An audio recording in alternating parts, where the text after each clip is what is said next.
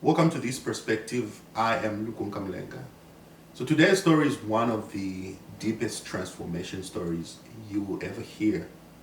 My guest has been through some battles that many people would have never survived. I mean, I'm talking about homelessness, I'm talking about just struggles that people go through every single day, like addiction, a lot of pain, but he still chose to not live there. He found light at the end of the tunnel. And for some people, it might sound so cliche that we use these words, but it is God's work. And so, help me to welcome Cory. How are you doing? Good, doing great. Yeah. Good. Yes, thanks for having me. Yeah. Absolutely, man. Yeah. Just one of those things that after I met you through, well, you work with my wife. Yeah, yeah. You actually did, you trained her, right? She's on your team. And, it's just one of those things like, oh, there's this guy, Cory, he's an awesome dude. And, just hearing about your story, I'm like, yeah, I'd like to sit down with him. But, once I got to know you, it became even more personal. I'm like, yeah, there is something here. And I feel like a lot more people just needed to hear your story, but you made it available yourself that you wanted to do this. Yeah. I think it's important to share this because a lot of people get stuck in what you were saying and don't know how to get out or don't think it's possible to get out. And it is definitely possible. So, and it's funny you say I trained your wife. I think she might have trained me. So, but yeah, it's been great, and just to how you were introducing it and like what you were saying at the beginning, it's like it's crazy to even hear you say those things because the way my life is now, it's just not like that anymore. Like it's so good that when people say that or when I see people in that state, it's kind of like shocking or I don't know. I can't really put a feeling on it, but just the transformation that has happened for me, like that gloom and doom has been like lifted from me. So, which is pretty good. But in this moment right now, how do you feel? I feel good. I feel great. Yeah. So we got it over the nervous part. yeah. I'm locked in now. Yeah. That's good. Yeah. That's good. So now, I know with the addiction, that's been something a huge part of your life that you have to deal with. Yeah. So, when did it become apparent? Like right around that time I told you I quit football. Like Okay. I started hanging out with the wrong crowd. Like I was introduced to like Xanax in the 9th grade and I started taking them and like we would go to the movies as a group and I still had friends that were doing the right thing and they were in good homes and they're doing great things right now. They've been doing great things, since they left high school. But they would I would take these Xanax and we would go to the movies and I would black out. I couldn't remember the whole weekend. I'd come to school on Monday and they would be like, people would see me and be like, man, your lips were white, like you looked like a zombie. But my friends would hide me. Like they would make sure I didn't get caught and take care of me and, have my back. So but I was one of the only ones that was doing this kind of thing. Like this was all foreign to them, like smoking weed or taking pills. Yeah. They would never do that, so, but they still kind of protected me and, had my back as I was doing that. How did you get access then to all that? Just the wrong crowd,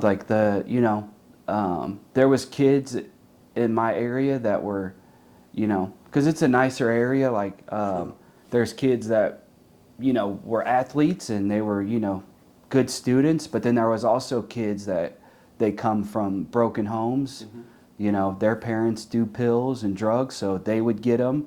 So that's where I would go. After school, I would go to these houses that were kind of in the bad area of town and hang out and see that side of things. Hang out with kids that their parents allowed them to smoke pot in the garage, so, because that was my escape. Yeah. So. With taking the pills, right? Initially when you started smoking, you just want to escape. Yeah. You know, you numb the pain, everything that is happening in your reality. You just want to be away from that. So then, when he transitions to taking Xanax and maybe other drugs, are you realizing that the pain is not going? Is now are you looking for something stronger, or what's happening at this time? Like, yeah, and like I think I'm still kind of like experimenting, but I just know, like when I take this stuff, like I think one, I thought it made me look cool, like I was edgy or doing something cool. Okay. And two, like, like I just wanted to have a good time and get away from, whatever pain or whatever was going on, Like I didn't want to have to deal with what I had to deal with, Which looking back, like, it wasn't like like everybody goes through things, it's just how we decide to deal with it. Sure. And I dealt with it in a destructive way, Sure. So yeah, I mean, like, and so I would just keep on taking this stuff. Like so by the time I was 17, 18, I was, a drug addict. Like I was addicted to this stuff, Anybody at this point, there is adults around. Yeah. They're looking at you, pretty much thinking, is anybody trying to step in, maybe put you in programs, trying to help you overcome? I'm glad you asked me. I'm glad you asked that because yes, my dad, my mom, like, man, like they sent me to treatments. Like I've been arrested at this point. Like I've been to jail, like juvenile jail. So like, yeah, it's apparent that Cory's got a problem. Mm-hmm. Let's send him to rehab and mental hospitals. Like I did all, like that was a norm for me. Like, being locked up was normal. I was on probation and I messed up my probation. So they sent me to like a juvenile, it's like a rehab, but it was really like a prison camp, like for kids on parole and probation. And that was like out in like on the border of Texas and Mexico. So then like I get opened up to this kind of like violence and like convict kind of lifestyle. So then when I get out of there, like I'm going to downtown Dallas and hanging out. Like, I'm starting to carry a gun. I'm starting to, do things like that. Like, so it's progressed from me just like partying and having fun as a high school kid to me driving around, armed in Dallas. Like, Wow. so it got out of hand pretty quick, Now, when you look back, right, what do you think you were looking for that you were not getting?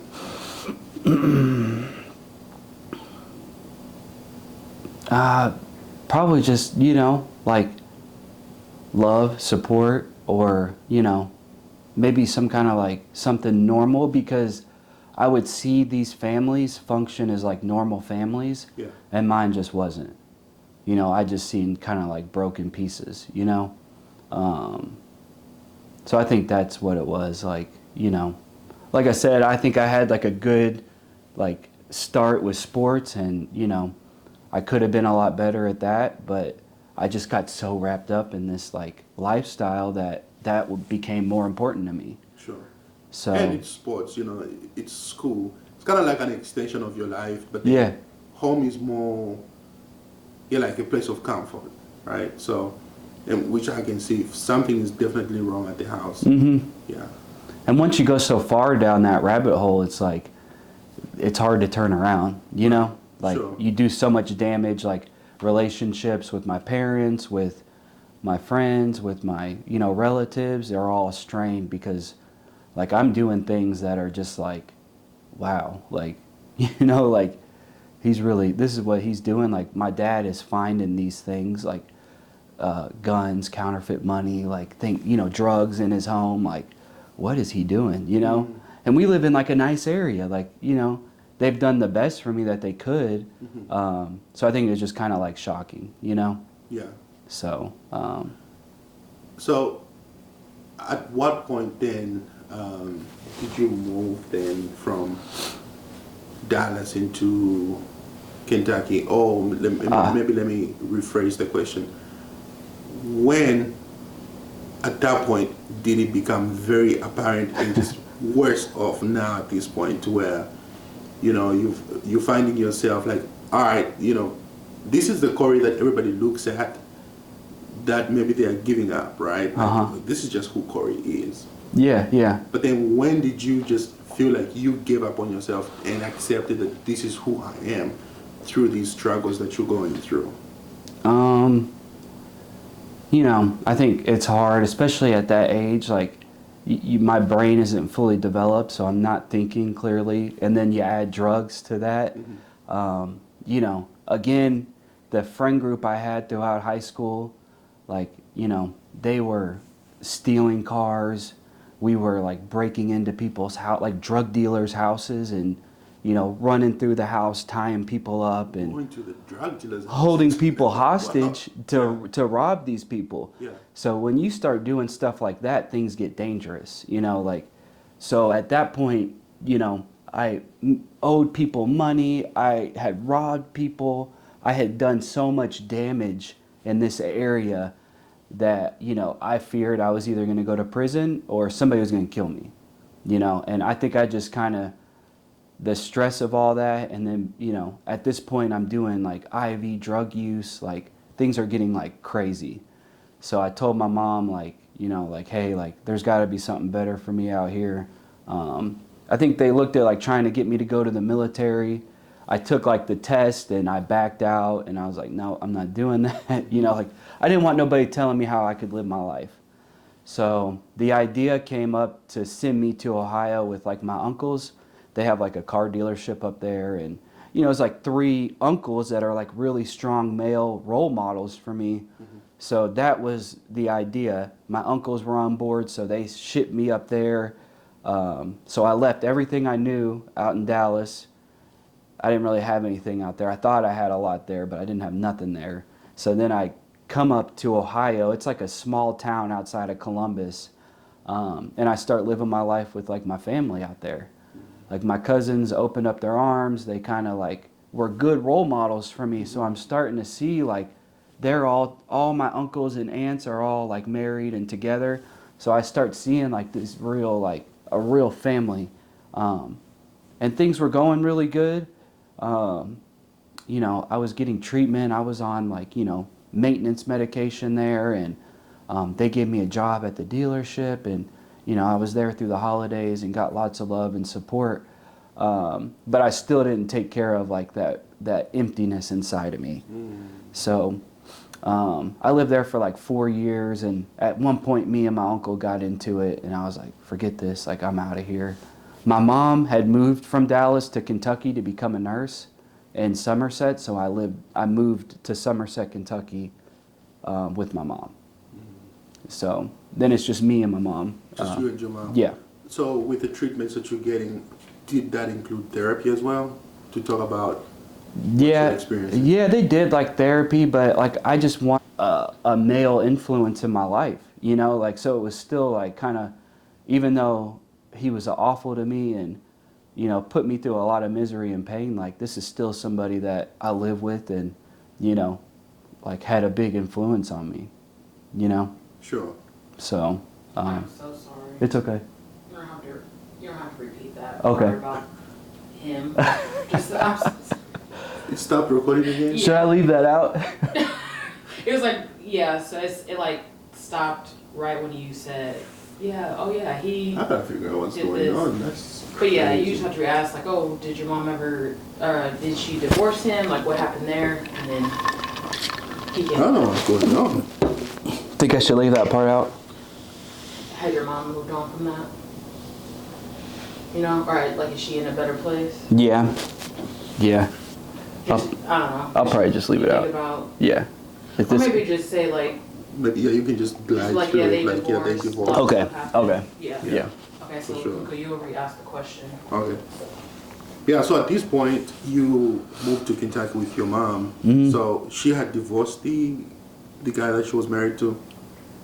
Yeah, yeah. They got divorced like a few years after we got custody, or my dad got custody of me and my brother.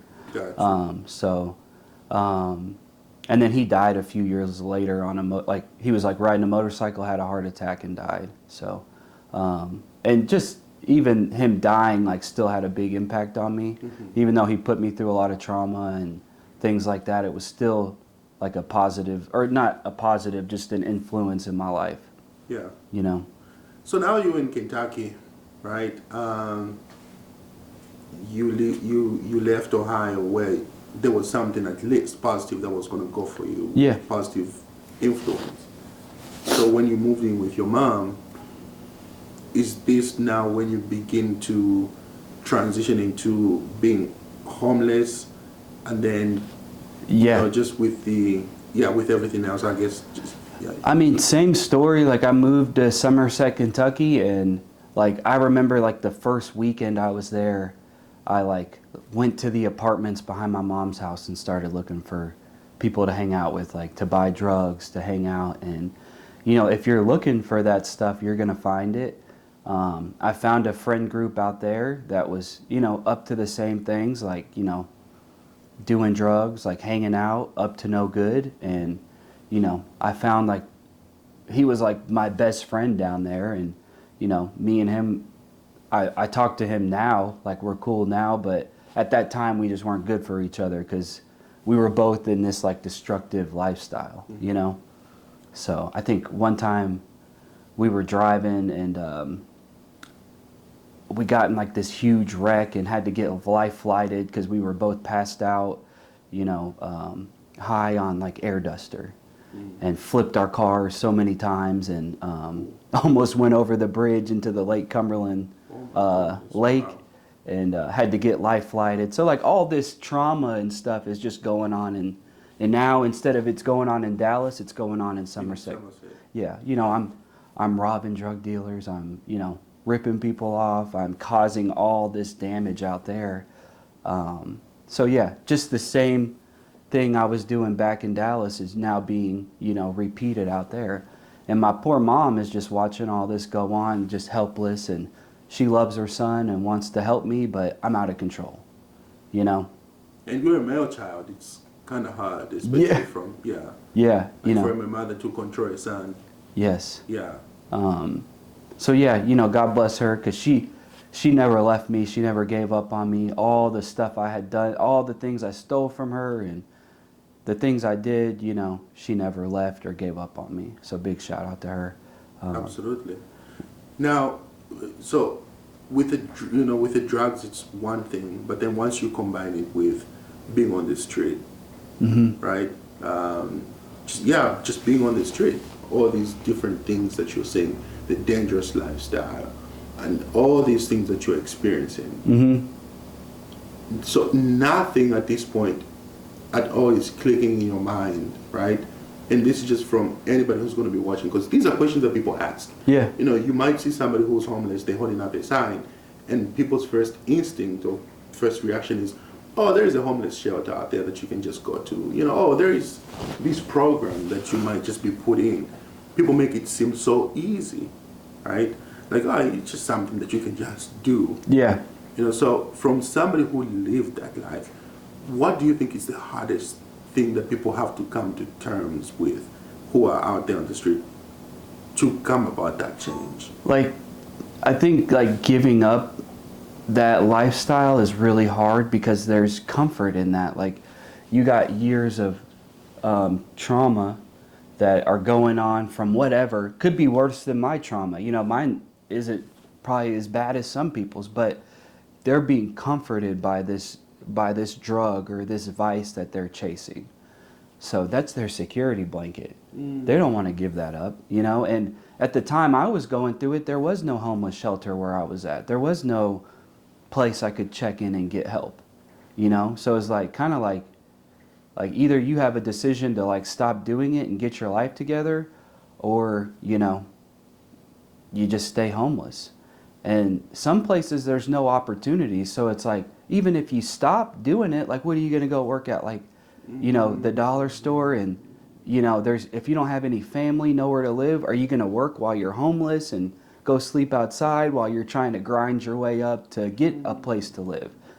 So, yeah, you know, at the end of the day, it's our decision to use, but I think just having ways to help people out, and they've done a good job in Kentucky, like putting more resources out there for people that were in my position. Because at the time I was going through it, there was nothing, or there was very little Yeah. to kind of lean on to get help. Yeah. So, Yeah, I like how you put it. People are looking for the what word did you use? Safety blanket or like security blanket, yeah, yeah. Sure. And I remember like whenever I left Somerset, right? My mom had cut me off.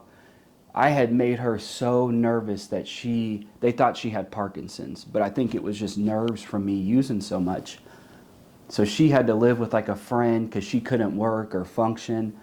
And I was in this trailer park selling dope, and just bottom of the barrel, like, just selling dope just to get more dope. I wasn't paying rent anywhere. I was just bumming off people. And I think I fell asleep and I was supposed to pay my drug dealer to get more dope to sell. And I had his money in my pocket, but I passed out for like 2 days and I woke up to him like strangling me. And the landlord of the trailer park saw this and kicked me out. So I just walked down the highway and went to the hospital. My mom picked me up, took me to the hospital. I checked in the mental hospital, and they sent me to Georgetown Recovery Works. Wow. So, yeah, I just walked out of the trailer park. Wow. Yeah. It's so many things, I mean, it would take a long time, like Yeah. if we just had to break down. And I know, we're kind of like compressing. Yeah. So, people might listen to this and be like, it just sounds like whatever. Like, I know these are deep, deep things that you have lived through. So, at what point did anything, or did you actually see a glimpse of hope and, feel the sense of maybe there is some help coming along the way? Maybe if it was acceptance that you were looking for, right? Mm-hmm. What was that turning point? How did that come about for Like, you? I think I shared that trailer park experience because it was the time where I was like done. Like I said, I had nowhere to live. I was very uncomfortable, homeless, like sleeping outside or sleeping in like the nastiest houses you've ever, like drug dens, and I was just like, selling like drugs just to get by, just to use, not even to pay bills. And at that point, when that guy like, was strangling me to get his money, I said, at that point, when the guy kicked me out of the trailer park, I'm like, I'm done with this. Like, I gotta find there's a better purpose out there for me, because I'm smart. Like, I can survive the streets. I can get through all that stuff and hustle and make things happen out there to get what I need. So why can't I hustle to make myself like, a good life? I knew I wanted kids. I knew I wanted a family. And at that moment I had given up and I asked like God to help me. And he put me where I needed to be. Now, the void that you had, early on, that you couldn't feel, like you couldn't just fill it in. But now you're saying you asked God to help you. Yeah. Do you feel like that's the missing part? That's what I was missing. My, the spirit in me like was hurt, and I was just trying to fill that hole, and none of the worldly stuff or the drugs or the streets none of that could fill what I was missing. So, yeah. How did that come about as far as when you asked God to help you? Was it just, and this is very, the reason I'm asking this is very important. Did you just say it out loud one day that God help me, or was it, through church, through a friend? Like just literally walking down the highway, leaving everything I had behind in that trailer park. As I'm walking down that highway, I'm just thinking like, man, like God, show me a better way. Like help me get out of this. Like help me out. Like put me in the right spot and I'll do better. And things started to happen. Like I went to Recovery Works Georgetown and I met a guy. His name is Jonathan Pittman. He owns the Hilton House in Lexington. Yeah. And my parents, flipped the first month's rent for me to get into like a halfway house. And then I went there and I made the group of friends I was searching for. I met good friends, like people who were going places in their life. Like God surrounded me with the right people. I met, my boss that I still work with to this day. I met him through that, that group of people. And yeah, it set me up to where I'm at right now. But from that point to now, I had to face my toughest challenge. What was your toughest challenge? Going to jail for armed robbery. So I think I found the Hilton House and I got sober for a good amount of time. I think I was like going on a year. And I didn't ever think I could be away from anything from a year. And I finally hit that year mark. I decided to move out. And I got an apartment with a couple guys from the sober living house. Yeah. Pretty shortly after we got that apartment, we turned it into a drug den. Wow. You know, so everything I had learned through treatment and, you know, the things that I had, you know, the work I had done to heal my soul, like, I just went back to my own, you know, way of thinking.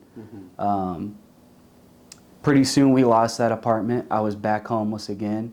I was in and out of my mom's house. And one weekend I went to my mom's. She kicked me out.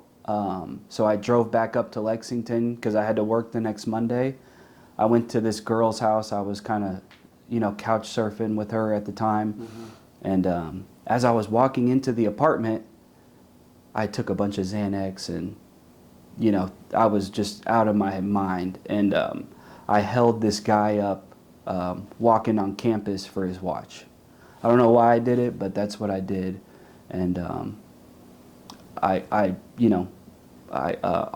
robbed him on the spot and then went into the apartment and then the cops pulled me out. I woke up the next morning in jail. Wow. Like, I didn't even remember any of it. Don't even know what actually really happened. Wow. Yeah. No recollection of what happened whatsoever. It's just...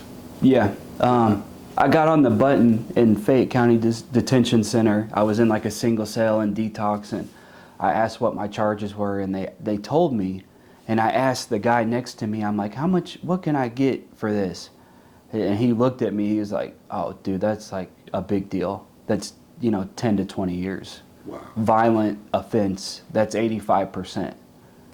And, Jeez. you know, so I just had to sit and, you know, let that sink in for a while. Did you do any time? Yeah, I did about like 2.5 years. And like the first month I was in there, I didn't talk. Like, I could not wrap my head around the fact that I was about to be gone in prison for the next 10 years. Yeah.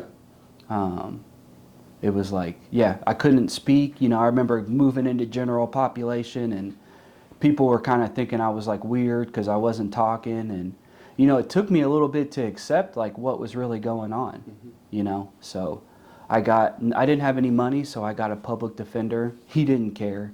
You know, I told him I had a problem. Nobody heard me. The only hope I had in that place was a guy would come in once a week and do church service. So I just started going to church, and that's what kind of comforted me through that time. And I just would ask God the same prayer I said going down the highway, you know, like, help me to accept my circumstances. Yeah. And I did, you know, and he helped me to get through that time period. And in Fayette County, when you get charged with like a violent felony, they put all violent offenders together. Wow. So when I got to the population, I get back there, I start talking to these guys. Yeah. They're all on the news. Every one of them are on the news for double homicide, capital murder, Wow. you know, shootings all over Lexington. Like, that's who I was in there They with. put you with the worst It criminals. was the worst of the worst. So at this time, I'm thinking like, you know, everything I have done to this point has put me in this room with murderers. These are the people that I'm now friends with, is murderers. And, you know, just hearing their stories and, you know, watching them come back to court and coming in and saying like they just gave me 50 years. Wow. Like, I'm like, all right, this is my life now. And I was prepared to go down and do that time because that was my only option. I have a really powerful story while I was in there. It was Christmas of like 2018, I think. And right before the Christmas holidays, they're trying to get all the court cases done. And my lawyer was sick. We were about to, you know, go to trial, but my lawyer got sick. So the public defender, the main one, came in and put the deal on the table. He said, Mr. Smith, it's not going to get any better than this. If you don't sign this, you're going to go to trial and they're going to give you 20 years. This is 1085, you'll get out in 8 years. And I'm doing the math, I'm like, 2020, I'll get out in 2029 or whatever, 2028. Yeah, that's a long time in itself. Yeah. And, you know, at this point, I was tired. I was in the county jail, sleeping on the racks, eating the food, struggling in there, like fighting just to have a footing in that place. Every day was a fight to survive with these guys. And I picked up the pen and I went to sign for the deal, and God told me, don't sign it. And I said, no, I'm not taking it. I said, you guys are going to have to give it to me. And I went back to my room and they set it up for trial, and they got pushed back a few times. And I prayed to God. I was like, man, please let like the world end or something so I can go home. I know that's a bad prayer, but I start seeing the news a couple months before my trial date, and the world's ending. Literally, the world is ending. The world is shut down. And I was also in jail on a burglary charge from Somerset. Around that time, my jail time for that sentence, I completed it. Now I could get a signature bond on my robbery case. I pleaded with judge to give me a signature bond, and she gave it to me, and I was released. So I went from like no way to get out of this, like to 10 years to like walking out of those doors of free. Well, I was still on bond. Sure, but still. Yeah. My boss, Ben Ashcraft, gave me my job back, going door to door, selling products door to door. I got back to work like 2 days after I got out of jail, made up enough money to buy a lawyer, and he pleaded with the judge, and she gave me probation. Wow. She said, I normally don't do this, but the support that people came up and spoke. She said, I normally don't do this, but the support you have and what you've done with your life, like, I'm giving you a chance, and I hope I don't regret this. And, she gave me my sentence, and the whole courtroom erupted in claps. Wow. They had to, shush everybody. It was like a big deal. People were getting a standing ovation in court. Yeah. So, because it was a powerful story, Sure. Nobody gets probation on a robbery. Yeah. So God did that for me. And I think, Wow. I realized like once I got that opportunity, I was going to do it right. And, now I have I met my wife, shortly after I got out. She actually would come and like do assessments with people in the jail. Mm-hmm. And like, there was people I knew from the streets, and they were like, you remember that girl? She came and just did my assessment. And I was like, if I ever get out, I'm going to try to talk to her. And I got out and I talked to her, and now we're married. You got two kids of your own. Yep, I got twins. They're 2 years old, Yeah. Jet and Rayleigh.